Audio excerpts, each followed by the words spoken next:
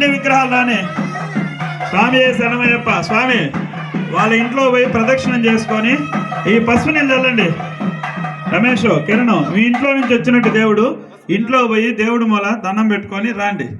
వస్తే విగ్రహాలు స్థాపిస్తాం.